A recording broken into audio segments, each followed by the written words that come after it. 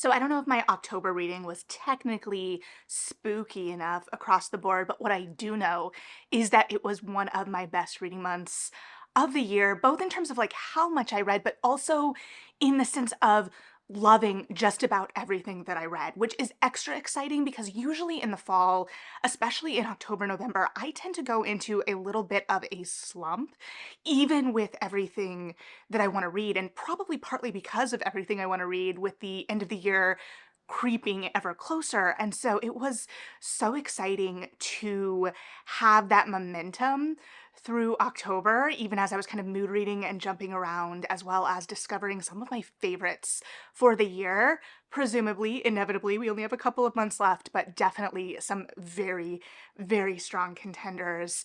And additionally, I hit my reading goal for the year.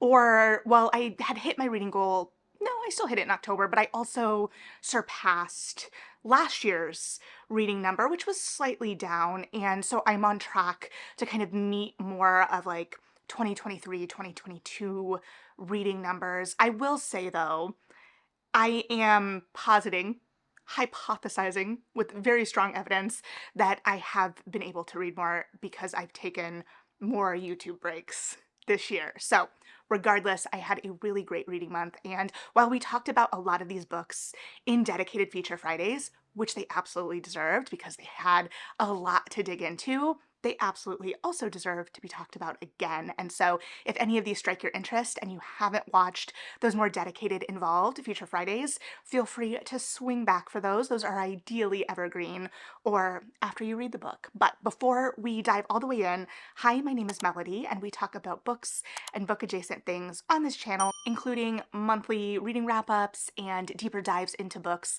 ideally every Friday. If you're with me a little more consistently, you know I missed last Friday, but it was my birthday, and while I had grand ambitions to actually get ahead on a lot of videos and reading, I took the opportunity to hunker down with The Raven Scholar, which is a little longer, and so I didn't want to rush myself through the end of that for the sake of a review, and so hopefully we will be talking about that in the coming week. And additionally, we are still on track to reach 200 dedicated Feature Friday book discussions before the end of the year. So that's very exciting. So we do that.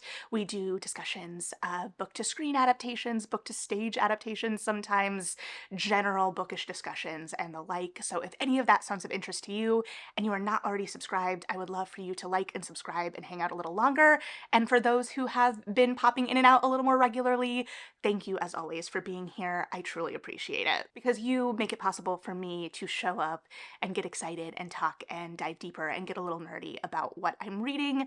I mean, I could do it into the void, and sometimes that does feel like what I'm doing since I am alone in my apartment doing this, but nonetheless, I appreciate it becoming more of a community and more of a discussion because of you. So with that, of course, feel free to chime in if you've read any of these books or if any of these books sound interesting to you and you just want to start a conversation. Starting off the month strong with a carryover that I started in September, we have The Possession of Alba Diaz by Isabel Cañas, which I think is a very, very strong contender to be my favorite Cañas at this point. So we're actually kind of going in reverse order. This would be my favorite, and then Vampires of El Norte, and then The Hacienda. I love the concept of The Hacienda, but I think that Cañas gets better and better with every book, and her kind of conceits and what she's exploring is so interesting, and I love the historical setting she's in with those elements of the gothic or horror or what have you. And this, as it kind of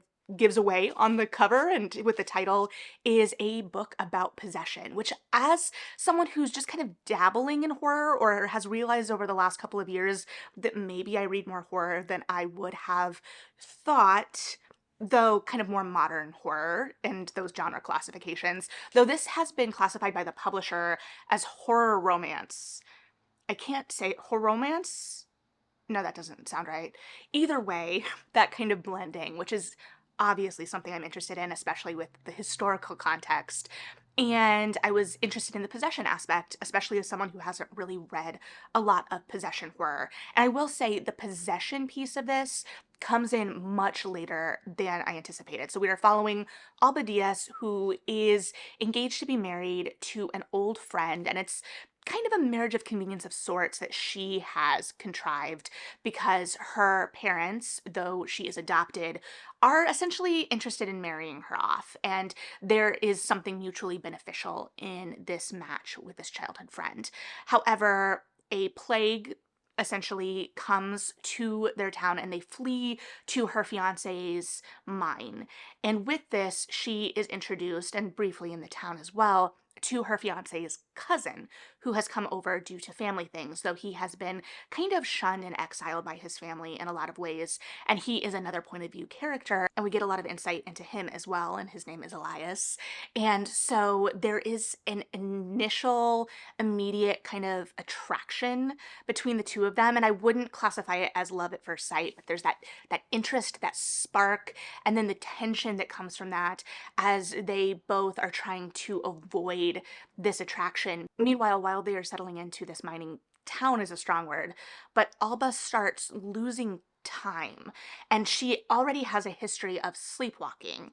And so it becomes evident over the course of the book that she is dealing with possession of some kind. And one thing that I really, really love about Isabel Cañas and her kind of way of writing and way of plotting these books is that she always introduces this idea of maybe it's not the supernatural, that thing of, or that aspect of horror that is really intriguing in the can we trust our own minds? Like, what is it a supernatural danger, and what is the real danger of a supernatural entity versus is it more psychological? And then also, what is the danger of that idea of like that possession and that losing control of your body? And the loss of control of your body and your mind is so, so central to the conceit here, as that is Alba's greatest fear and her kind of driving force, especially in context of her trying to build her future in the way that she envisions it. And yet, with this possession, she ultimately loses control, and both within the moments of possession in her body itself, as well as once this has become more known in context of those around her, especially a priest who is a childhood friend of her fiance and his intentions, and just the kind of conjuring of the idea of the church, especially as it is playing with this idea of more local paganish traditions and the way that the church stamped those out, and the violence of that, especially within the context of the Inquisition, which Kanyas has explored before, and I really, really enjoy those explorations. And so we've got these historical conceits and constructs and these larger kind of sociological explorations, but then we have this distilled horror and danger of the individual with Alba and this loss of control and what that loss of control represents and means, and the horror of that. But within Kanyas's writing, she introduces that element of doubt, and yet she always leans into the supernatural exploration. So she presents the idea that maybe it's all in your head, which I feel like a lot of modern horror really leans into and I really enjoy, but she always makes it clear that the supernatural is present in a way that I really appreciate and I find really fun. And so I think that this just worked for me on so many levels, in the sense of that kind of slow build, allowing us to kind of explore that historical setting. The romance worked for me. The romance in the hacienda was a little too kind of insta-lovey for me, and I didn't feel the kind of tension as much as I wanted to within the conceit of that, and loving both characters of that. And here I kind of played around with why did this one work for me so much better than the hacienda. And Vampires of El Norte isn't really in the conversation as much because that has the history of the childhood friendship, and I loved the dynamic of that. And so here we have the tension of them kind of trying to avoid this attraction, dealing with the socioeconomic differences and status differences within their lives, and also all of these other obstacles. And then we have this element of possession, but also the way they gravitate toward each other, what they see in the other person, what Alba, or what Elias can see in Alba that others can't, and what he will accept, this idea of accepting the kind of monstrous in her in whatever way. I just think that this worked for me on so many levels. I was so excited. Isabel Cañas is an auto-buy author for me at this point, and so I'm very, very excited to see where she goes next because so far the books have just kind of built an enjoyment for me. That being said, I do think your mileage may vary in the sense of the kind of concepts that you enjoy the most. So, if vampires are your bread and butter, though the vampires and vampires of El Norte are much different, obviously, if you've read the book, then maybe how we consider vampires, that may be your favorite. So she's sprinkling something for everyone. Again, if you want a more in-depth exploration into the book, I have a feature Friday on it, and I go into more depth about a lot of the themes and the character and plot beats as well. But absolutely loved this one. Another book with a feature Friday you can hop on over to, because again, we've talked about a lot of these, is Gabriella and His Grace by Liana de la Rosa, which is the third in the Luna Sisters historical romance series. And I was eagerly anticipating this book, and not just because of Sebastian's slutty little glasses that appeared on the cover and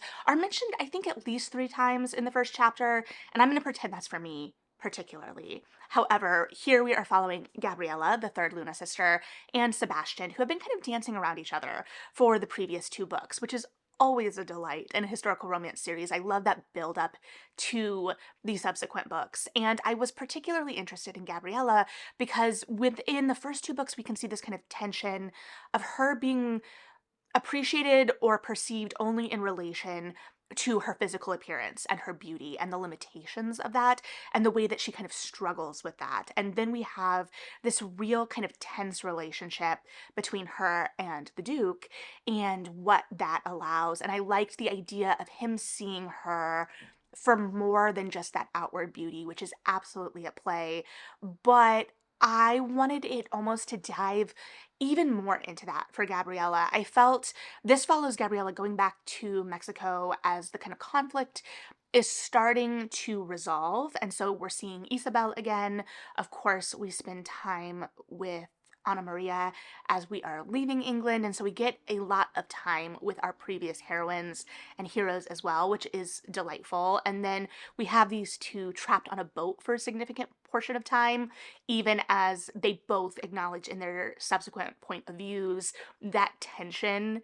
And it's kind of hate to love. Like, that's kind of what is at play. But there's also that sense of the real meeting of the minds. So Gabriella is going back to visit her family and kind of see if she can reestablish a life in Mexico. And Sebastian is going to kind of check on some investments he's made with friends in a mine. Mines are clearly at the forefront here in that kind of reigning synchronicity, but he is investing because this is his way to kind of save his estate because he doesn't want to marry for a fortune.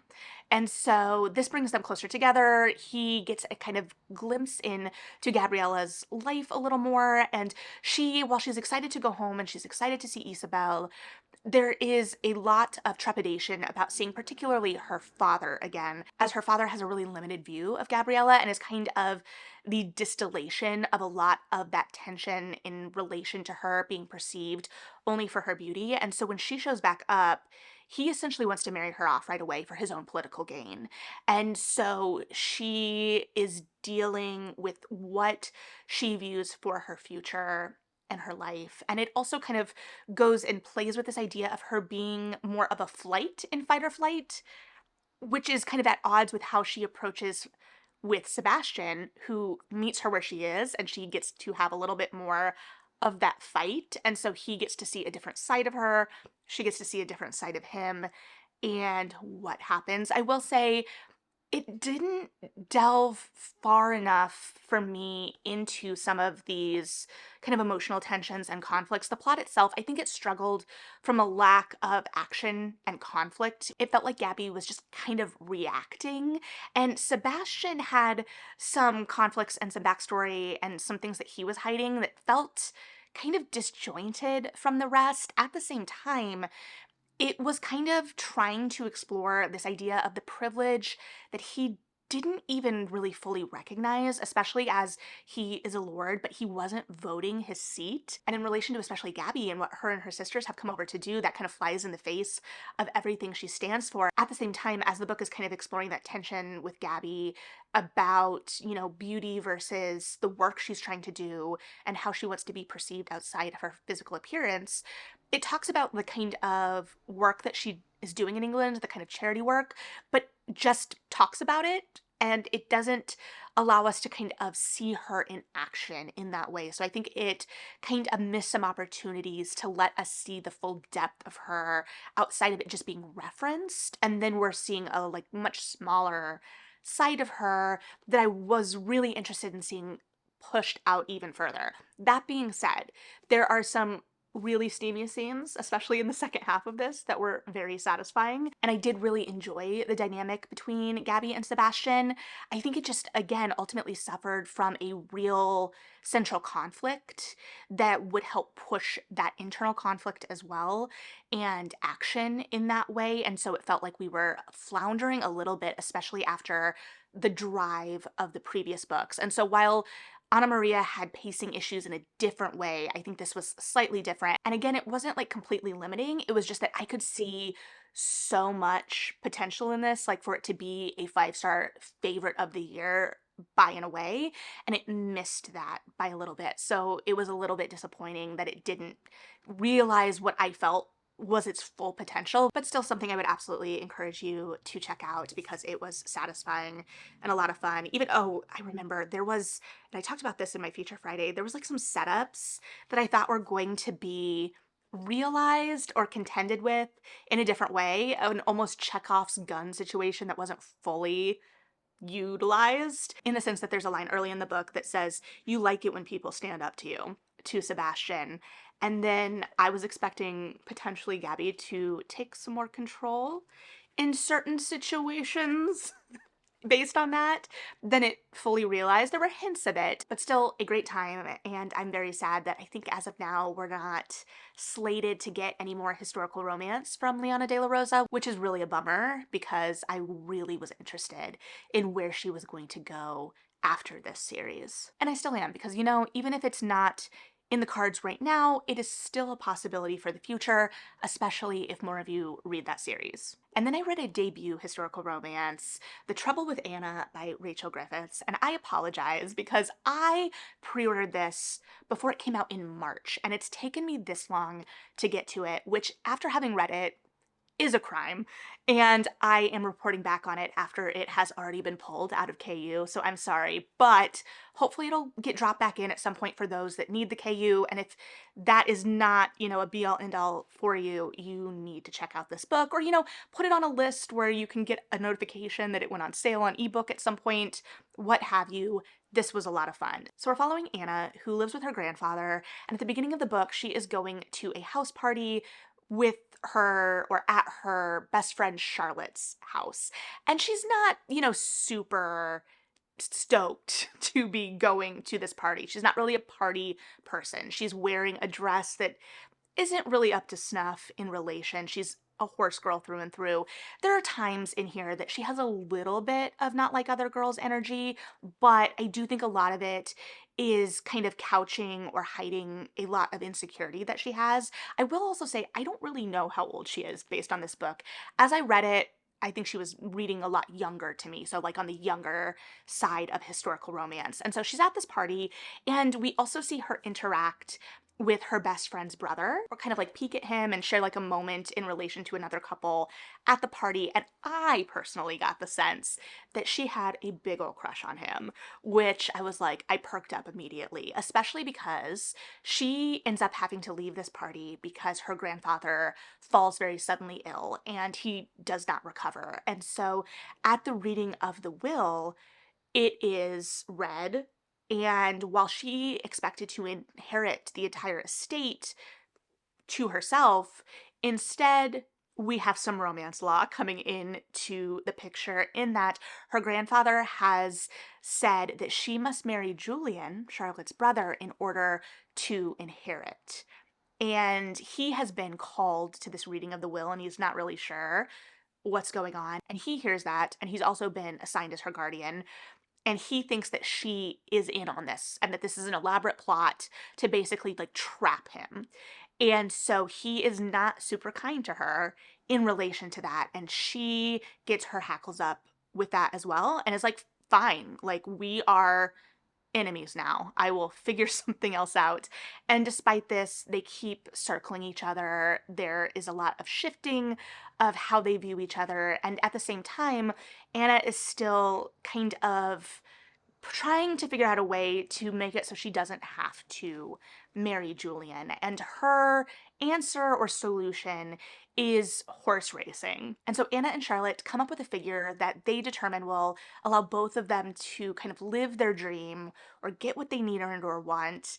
And they start horse racing on the down low at the same time that Julian is actively courting Anna. And he ends up gifting her this really expensive horse.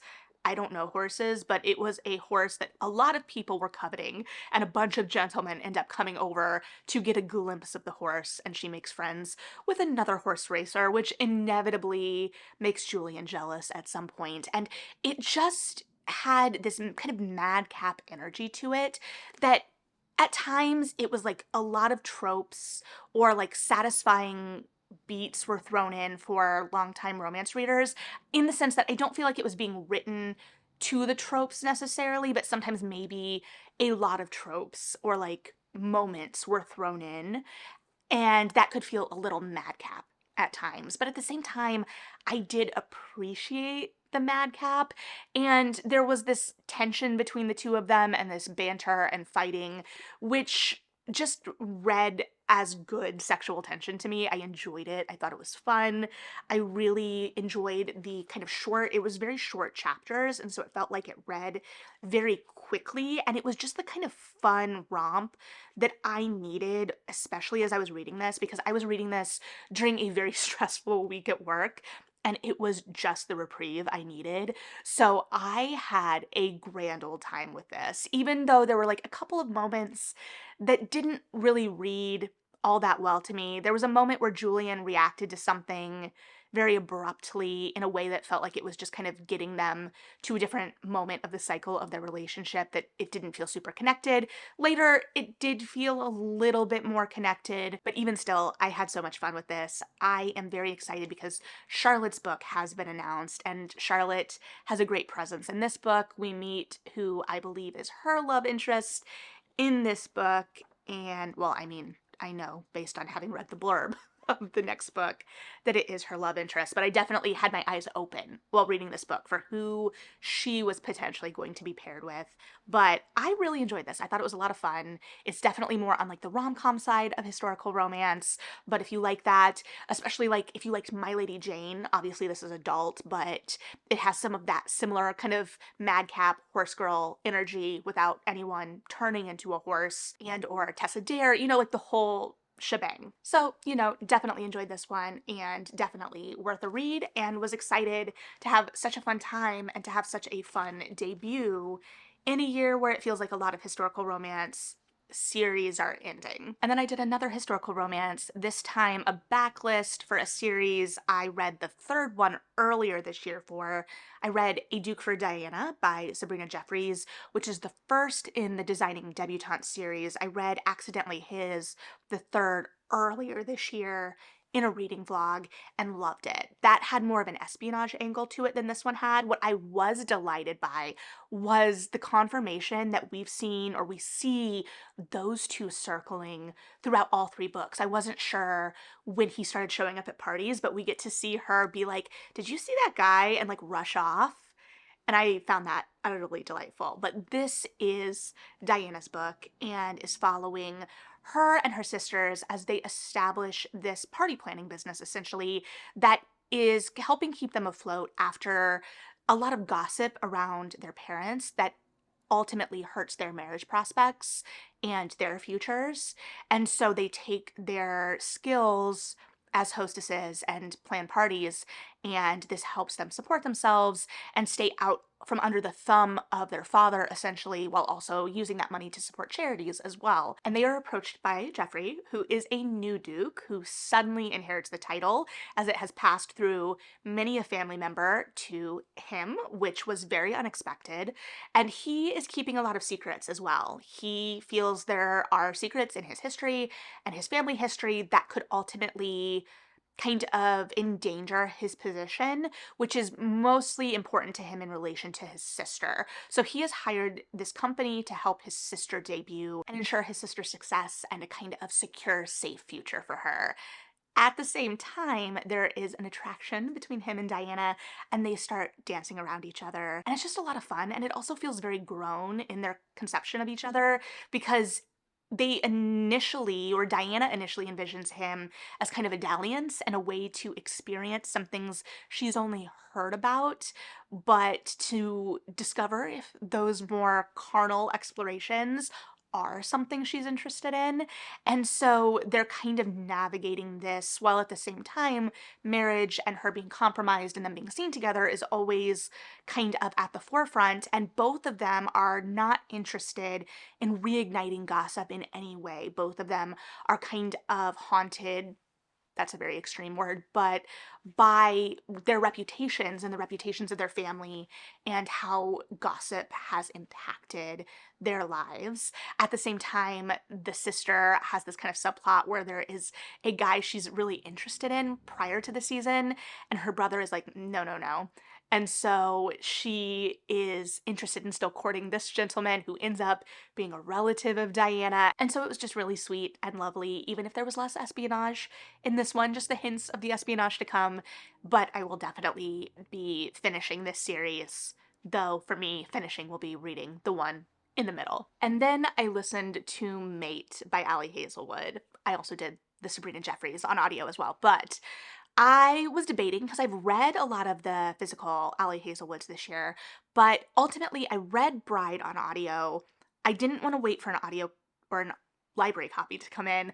I didn't really want to purchase it again, and I had audiobook credits. So I was like, I'm just going to listen to it. And then I busted through this audiobook in like 2 days, which, based on what I had going on at the time, was ridiculous. But this was so fun. In this, we're following Mercy from book one's best friend Serena and the revelations that happened at the end of book one in relation to her and her status as a werewolf human hybrid, which I'm not gonna lie to you, I'm glad the book reminded us about because it's been a while since I read Bride. But at the beginning of the book, basically, it is revealed that she is Cohen's mate.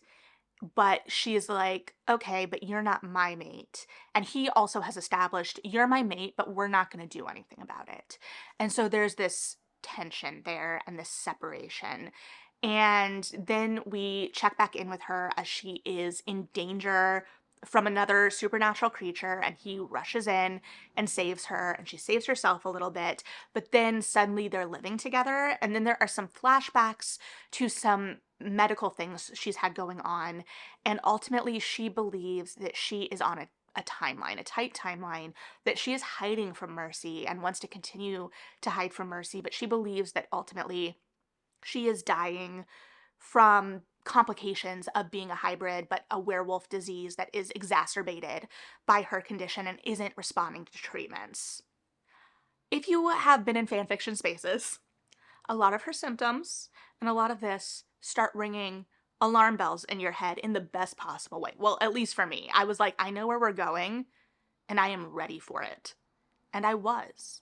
And so the kind of conflict between her and Cohen, this will they, won't they, especially as some things are revealed that kind of complicate why he isn't interested in pursuing a relationship with Serena, especially as they start to get closer, and that kind of pull, that fated mates trope that is handled really well, and they still kind of bicker, and the way that she is accepted by the rest of the pack and that community aspect of it. So even if you haven't read paranormal romance, very specifically, if you like Highland romance, I think that there's definitely some crossover there because the community aspect of it was a lot of fun and directly related back to her backstory as well, as she was orphaned and grew up with Mercy and the complications and the kind of traumas they shared in relation to that. But having not really felt full community outside of Mercy. And so, what this offers her beyond Cohen even, and her past starts to become more clear as she's there as well. There's also a great moment where she's on the phone with Mercy and the knot of it all gets mentioned, and that gave me a good chuckle. Some of the revelations at the end, especially in relation to Serena's past and the complications in relation to where her past may cross over with Cohen's past, I don't know that I fully bought into, but I don't know that I was reading for that part of the plot as much either, unfortunately. I don't know. I told someone that I think I liked this better than Bride, but I also think that that might be recency bias. It had different aspects of these tropes that I really like within paranormal setups, and I just found it fun. This was almost more the kind of small town version of the paranormal. Maybe it was that the world was already kind of more established for me because I did have some kind of speed bumps in the acceptance or getting acclimated to this particular paranormal world in the first book, as it is different than some of the paranormal worlds in romance, paranormal romance I read before, in that it's a little lighter, a little looser, while still having that danger and these very different supernatural entities. But yeah, I had a lot of fun with this one, as evidenced by the very quick audio turnaround for me. I basically just sat and listened to this audiobook and tried to find tasks that allowed me to continue to listen to the audiobook. And then I read a fantasy debut that I think is going to end up being one of my favorites of the year, Kill the Beast by Sarah Swift. We, of course, have a feature Friday on this one, but this was pitched as kind of The Witcher meets Howl's Moving Castle. I don't think I really mentioned the Witcher part of things when I talked about it in the feature Friday because I'm not as familiar with The Witcher. I've watched like one episode of the show and have not read the books, but I definitely got that vibe from it because we are following Lissa, who hunts down Fey-made monsters, but her life's mission is to kill this monster known as the Beast, because when they were children, the Beast killed her brother and they had been abandoned by her father, so her brother was her only family, and this has been the central guiding mission of her life. And she's really steeped and stewed in this anger as well, and she has kind of teamed up with a witch who has helped her kind of hone her abilities, learn how to be a blacksmith of magical kind of weapons, and so she has built her reputation and her legend of sorts as this monster hunter, and at the same time, she has gotten no closer to finding the Beast. And then one day after finishing a job, she checks her mail, and it has been a long time, months and months and months since she's checked her mail, especially because the witch's hut that she stays at is in a kind of liminal space in the woods that she accesses via a magical kind of portal, but that time moves differently between these two realms. So she might be on a kind of fairy hunt, and the way that time moves for her is much different than in the real world. And she discovers that she has been receiving letter after letter from this man, Alaric. I'm about to say Alaric a whole bunch of times. The entire time, in fact. But the character name is, in fact, Elderic. And that is not a reflection on the book or my enjoyment of the book. It is simply me forgetting a letter. Who wants to hire her for a job. And so she ultimately decides to meet up with him. And she discovers a drunken fop in a bar, and she's ready to kind of write him off immediately, only to find out that he wants to hire her to kill the Beast. And this is like the biggest lead she's gotten, and he has what she needs in terms of a claw from him, being the Beast, that she needs to forge a weapon. And so she kind of begrudgingly teams up with Alaric in order to go on a quest to get all of the materials needed to forge the weapon that she needs to kill the Beast. And he knows essentially where she will be able to find the Beast at a certain point. So they're working on a timeline here as well. And throughout the course of this quest, they kind of face very differing worldviews, especially as Lissa is very angry and very kind of strike first, ask questions later in her problem solving, and Alaric is much more, he throws money at things without the real perception of what that money means, which is a touchy point with Lissa as well, who grew up in poverty. And so there's a kind of growth between both of them because Alaric really leads money first, charm first. He's very much a pacifist who has been paired with this very violent, angry woman who is out for revenge. At the same time, they share the central goal of wanting to kill the beast. And so I love both of these characters. I love Lissa as a character in that we are exploring a woman who gets to live in her anger a little bit more. And it, of course, is getting her through the emotional journey of trying to work through that anger. But I think acknowledging that uglier emotion and allowing that to be a journey and allowing us to have a central character, especially a woman, who is steeped in that anger and working through that a little bit more, and that she hides behind that emotionally for much of the book as well. And then I really enjoy Alaric as a foil to her. They're very much these kind of inverse characters. I love a good fop as well, a kind of Alaric character, very similar in some ways to Howl in Howl's Moving Castle. This kind of nonchalant, fabulous being who is also going to go on an emotional journey, and that kind of nonchalance and charm from him as well being a tool to hide more vulnerabilities. And so we have these two characters and the journey of them kind of opening up to each other, becoming more vulnerable with each other, and finding friendship and love, and that being a transformative power. And while there is this kind of air of romance to things, it really focuses on the friendship and that kind of love. It doesn't close the door to the possibility of romantic love, but it also does not center it in a way that I found really interesting and refreshing, in the sense that it explores all kinds of love and allows Lissa also to open up to the love that has already been in her life, especially in relation to the witch, and also the witch's sarcastic and delightful apprentice who likes to needle Lissa in a really fun way. We have an elderly dog, Brandy, that has been with Lissa since childhood and is her kind of central comfort and the one thing she really cares about at the beginning of this book, who is a delight as well. And just, I really enjoyed the emotional depth of this while it's still having that kind of cozier, quainter kind of voice that allowed that emotional depth to resonate in different ways. And it was just also a really clever reimagining of Beauty and the Beast, in that some of the revelations and twists in the book I feel weren't necessarily surprises because of that kind of positioning of that central source material, which I think is incredibly purposeful, especially invoking it with a title like Kill the Beast, but really appreciating how the emotional payoff of those reveals are sometimes bigger when you're anticipating them and when they're crafted well and in a way where you can kind of see what you're building up to. And I was personally primed and really anticipating that big, or some of those big moments. And so that made me all the more anxious and all the more invested in where we were going as I saw these two characters opening up to each other, changing emotionally, and knowing what might be down the line and what the cost may be for these two and what they were willing to sacrifice, if they would need to sacrifice, and what they would be ultimately sacrificing for.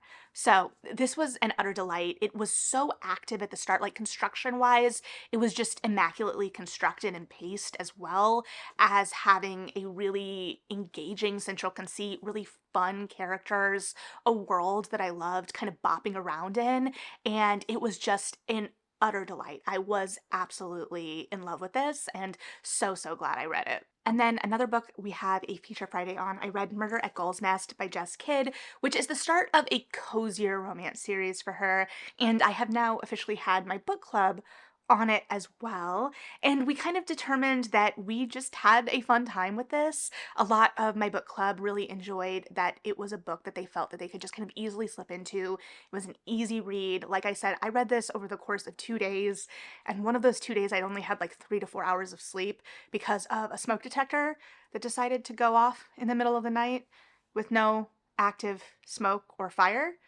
So being able to read this the next day was nice. But this is following an ex-nun who takes up a spot in a kind of seaside boarding house to investigate the disappearance of one of her friends who had been a previous tenant. But she is not letting on that that's kind of why she's there, only for one of the other tenants of this house to show up dead. And so she suspects foul play and is really kind of pushing the police department and the investigators to investigate this as foul play. And over the course of this, we are also introduced to all of these characters at this boarding house, some of the characters in the town, and getting to the bottom of what happened. Now, I've said it before, and I'm sure I'll say it again. I love the way Jess Kidd writes ghosts, and I'm usually on the lookout for ghosts in her books, and was interested in the possibility of ghosts in a murder mystery, and a cozy mystery at that, as I thought that maybe it would be kind of like himself. And tonally, it did feel kind of like himself in terms of the small town nature of things here. And we were kind of like a decade or two apart within that. This is set in the 50s, early 50s.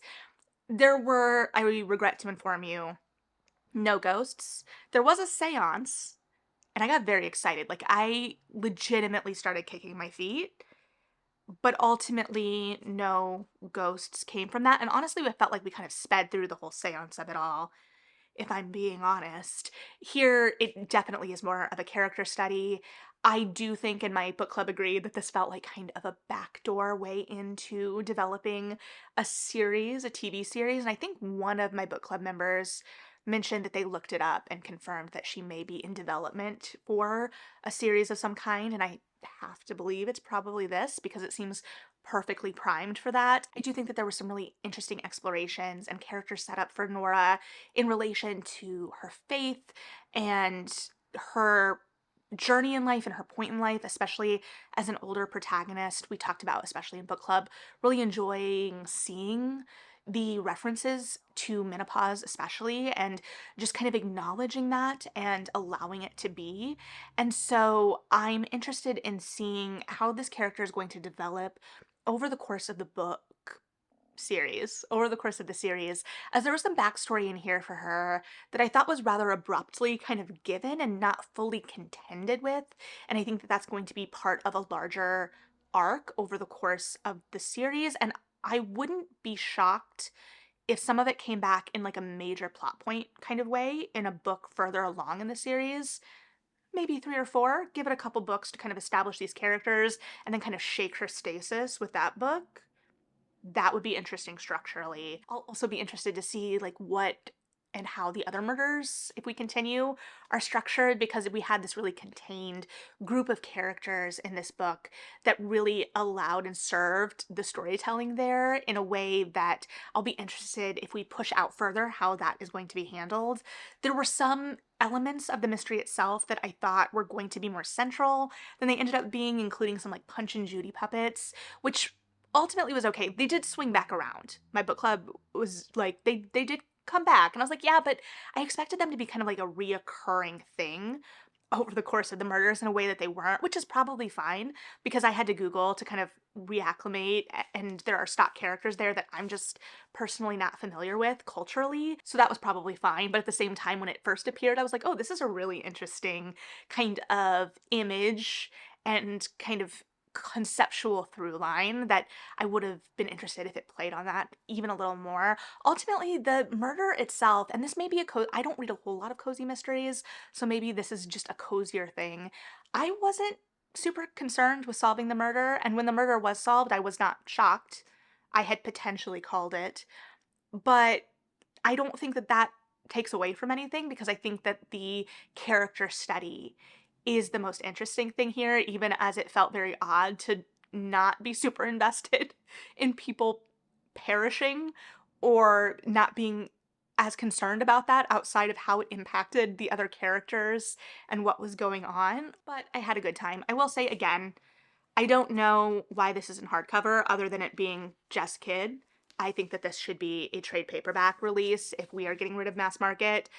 But that's just my opinion. And then I read The Entanglement of Rival Wizards by Sarah Rosh, which is a kind of like cozier fantasy romance involving academic rivals and that kind of new adult age, like early 20s. They're grad students, but we're following Sebastian, who at the beginning of the book, when we meet him, is breaking into a lab with his best friend Auric to play a prank on a rival department. And at the same time, Sebastian is up for a very prestigious grant essentially to further his work that he ultimately needs because he has been kind of estranged from his family in a way that really plays into the story as it goes on. The estrangement, some of the reason for the estrangement, and the trauma that he's kind of emotionally avoiding in a lot of ways at the same time that it is kind of centering his work and guiding his mission in what he hopes to accomplish academically and in his career and kind of being able to help others. And so he has an academic nemesis, Elthior, who is also up for this award, which really rankles him for a multitude of reasons.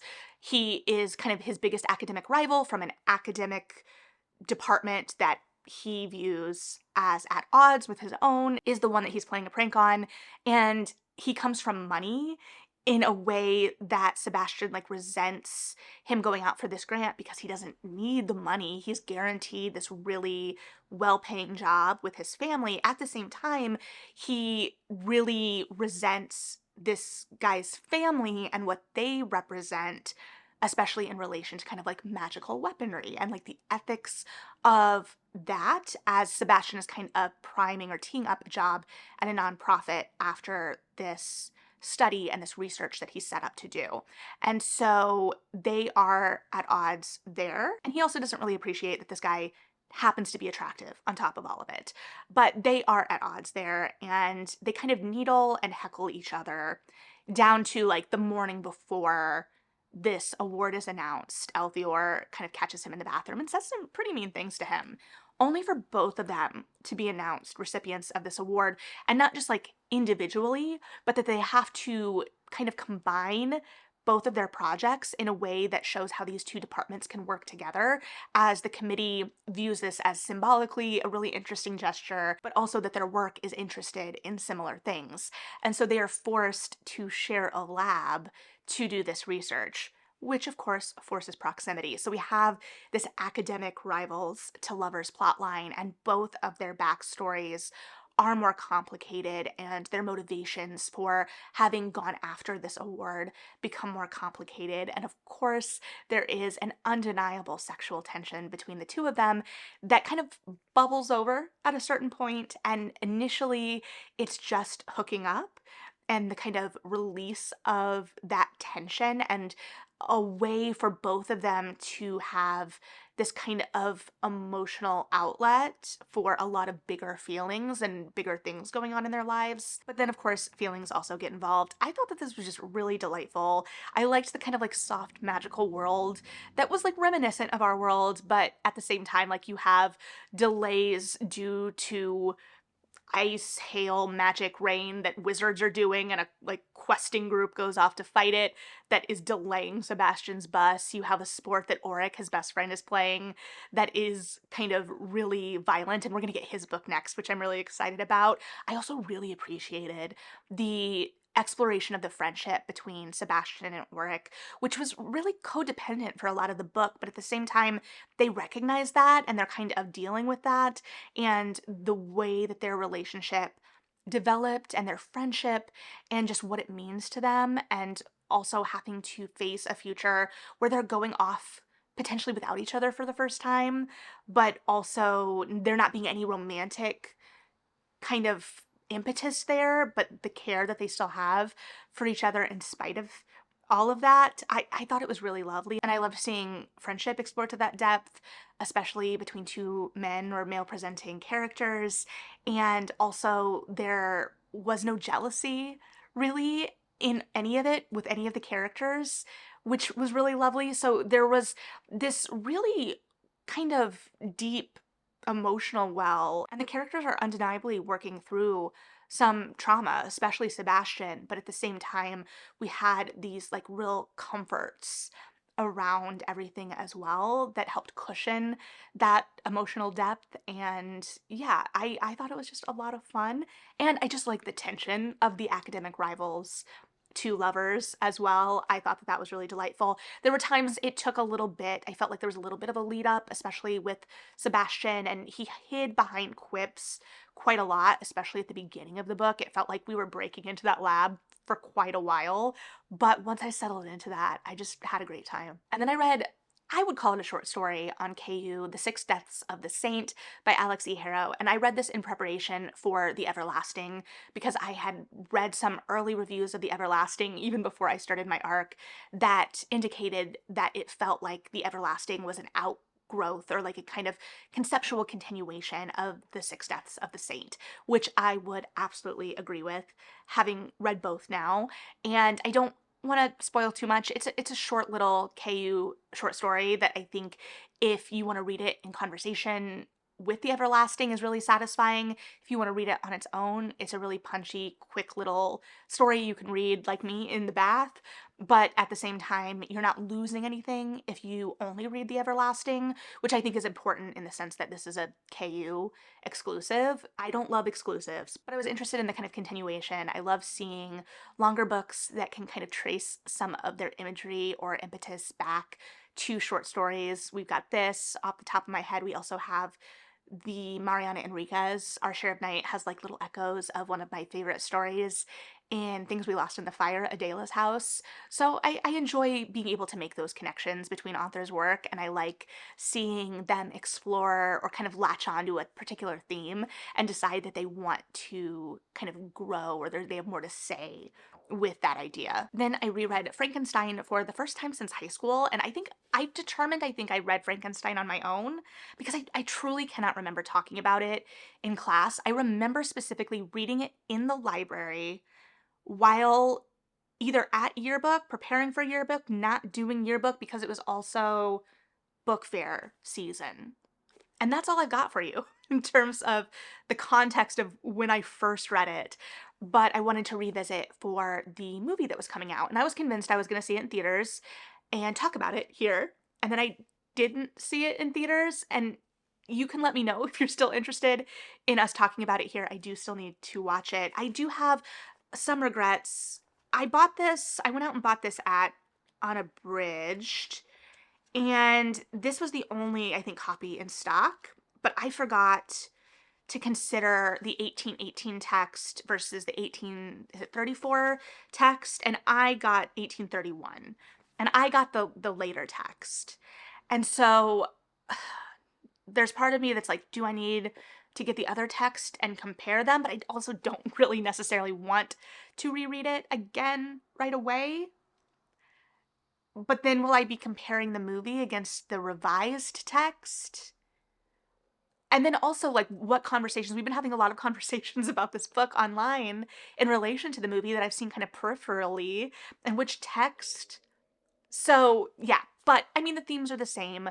I was very interested because I remember like being intrigued by the presentation of the monster when I first read this, even as, of course, I knew that Frankenstein was not the monster, but just the humanity there. I think as a teenager, I was like, oh, this is profound.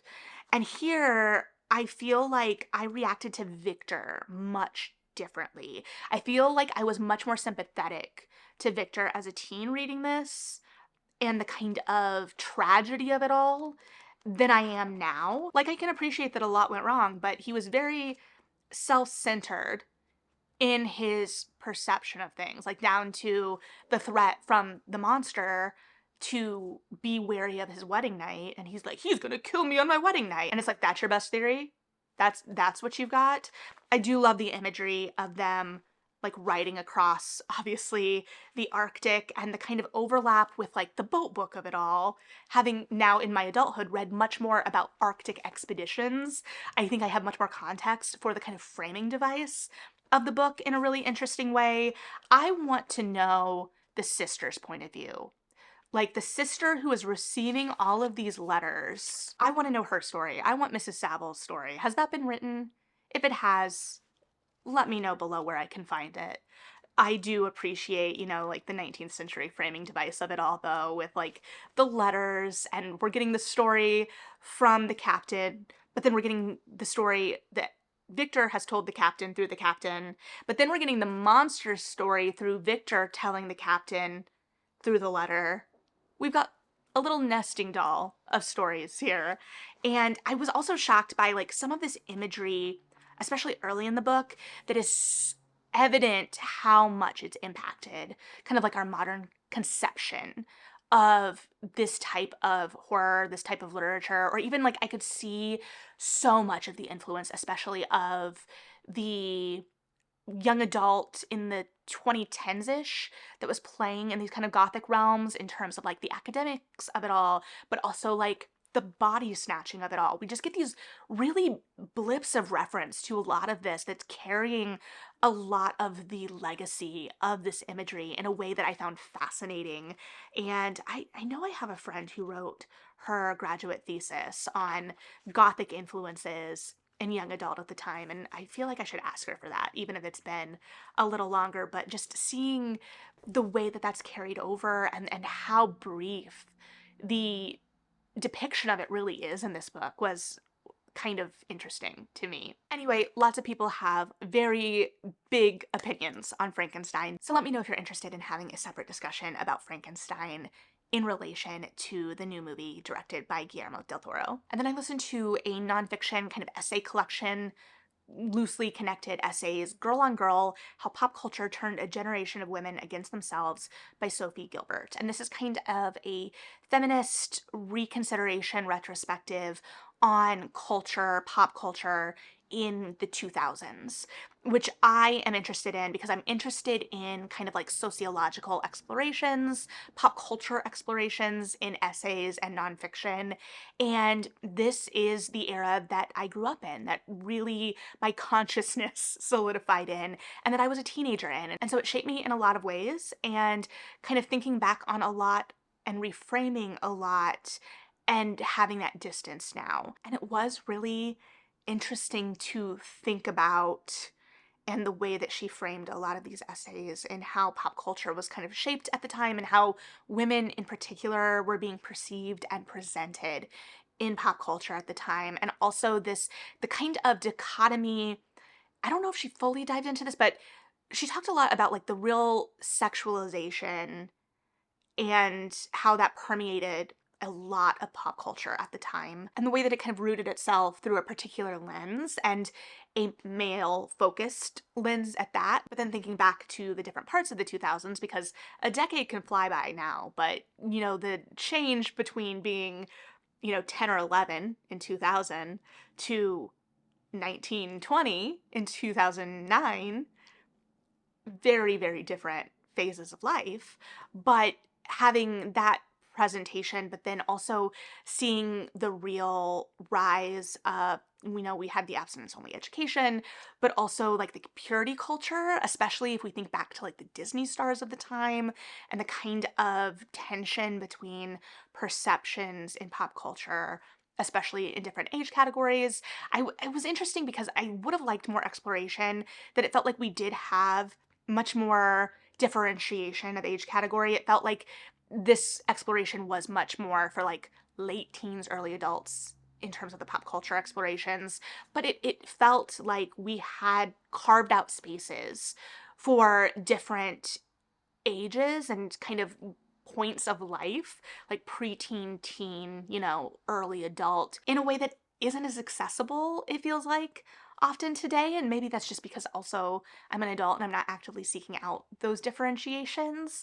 But it was just very interesting to kind of reflect and think about these things and this kind of pop culture that exists within the zeitgeist for my generation, and kind of recontextualize it. At the same time, a lot of this has been thought about and said before. I'm not pretending like this is the first time I've ever thought about this by any means, but it was almost kind of nice to hear it reinforced and to hear those thoughts really spoken aloud. And there were some pop cultural considerations or connections that I wouldn't have made because they were outside of my purview. So getting kind of a larger kind of look at some of the things that were shaping what I did know was really interesting as well. And then to end us off, what will probably also be one of my favorite books of the year, I think unquestionably, we have The Everlasting by Alex E. Harrow. And like with Isabel Cañas at the beginning of the month, I feel like this is kind of like the continuation. It feels like for me,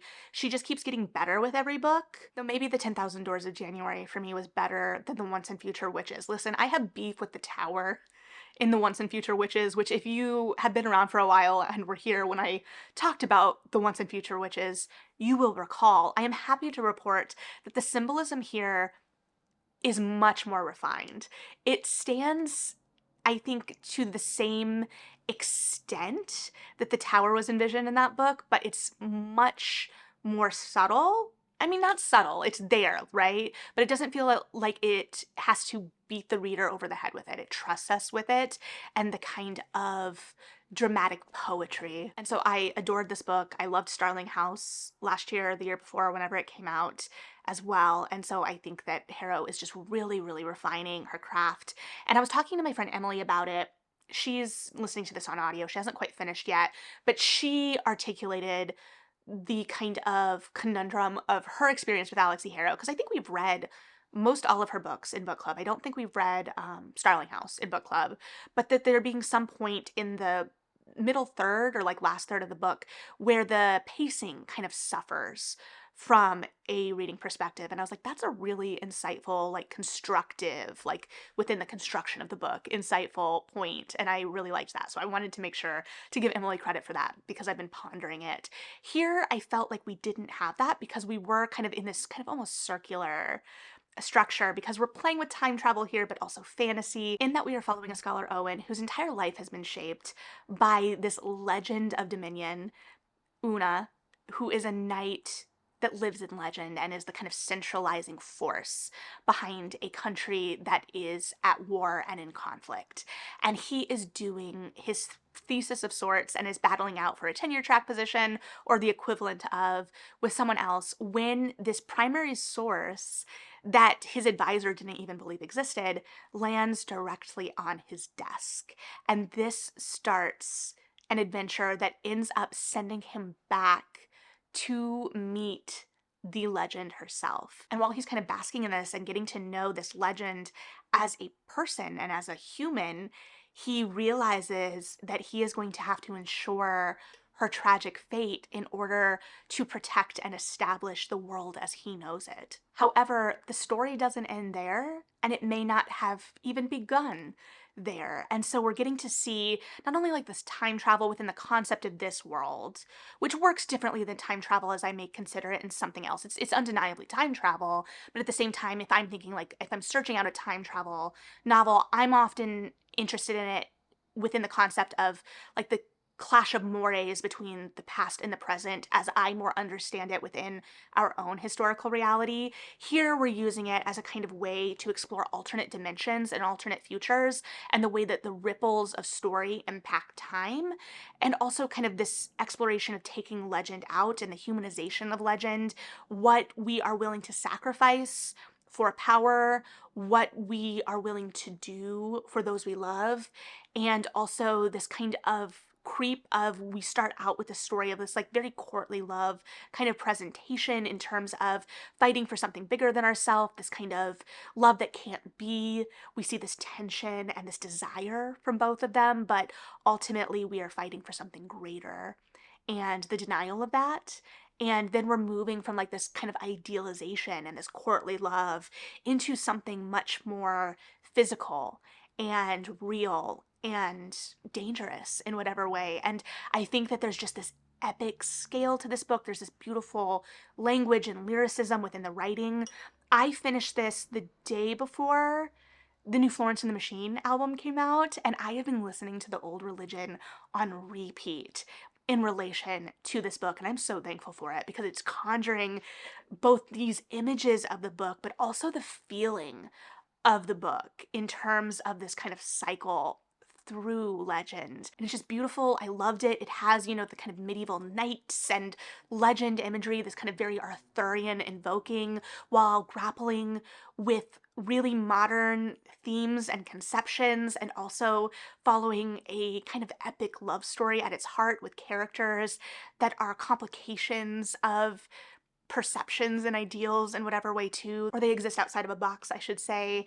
And it feels like this is just kind of the realization of all of the potential I saw in Harrow's early books, where the idea was so good, but there was just something that held it back for me as a reader, whether it be that pacing, whether it be a symbolism that felt overwrought and overdone.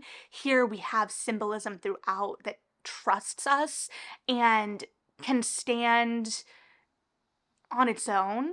Like, we go back to this idea of the yew tree, but if I didn't know what the yew tree was, I would still know what the yew tree was. But if I do know what the yew tree is, it adds this extra layer of depth. And so I think that this is just, again, that realization of all of that potential that I saw in this really, really compelling story that I absolutely love. It's epic, it's tragic in some ways, returning to Guinevere and Lancelot, or Tristan and Isolde and its conception, but also then pushes us in to a more modern conception and our idea of what an ending can be or should be, or what we're fighting for.